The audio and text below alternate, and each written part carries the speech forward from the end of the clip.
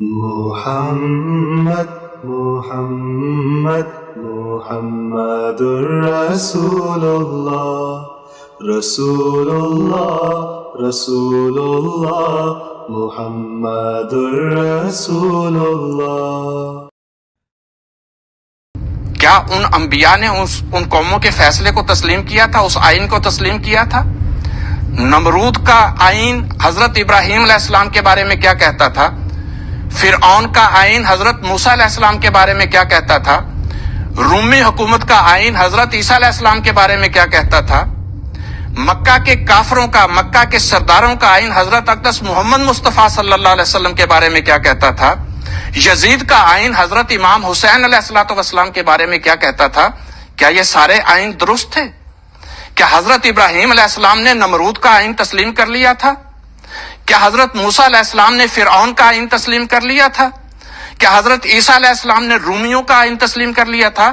یا محمد مصطفیٰ صلی اللہ علیہ وسلم نے مکہ کے سرداروں کا آئین تسلیم کر لیا تھا؟ یا امام حسین علیہ السلام نے یزید کا آئین تسلیم کر لیا تھا؟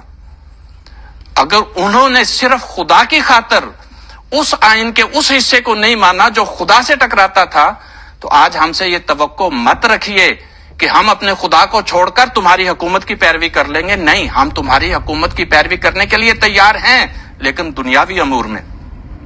جہاں تک اللہ کی عبادت کا تعلق ہے، وہاں لوٹو گے تو پھر ہمارا جواب وہی ہے جو حضرت ابراہیم علیہ السلام نے دیا تھا، جو حضرت موسیٰ علیہ السلام نے دیا تھا، جو حضرت عیسیٰ علیہ السلام نے دیا تھا، جو حضرت اقدس محمد مصطفیٰ صلی اللہ علیہ وسلم اور آپ کے ماننے والوں نے دیا تھا۔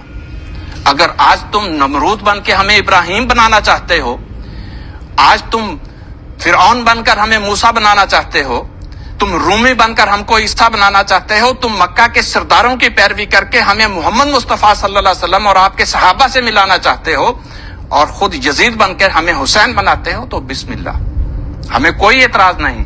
ہم دکھ اٹھائیں گے، تکلیفیں اٹھائیں گے، ہم ہر دکھ اٹھا کے خدا تعالیٰ کے حضور جھکیں گے، لیکن خدا کو نہیں چھوڑیں گے۔ اور یہ تو ہمارے خلیفہ وقت نے فرمایا تھا کہ وہ تم کو حسین بناتے ہیں اور آپ یزیدی بنتے ہیں۔ یہ کیا ہی سستا سودا ہے، دشمن کو تیر چلانے دو۔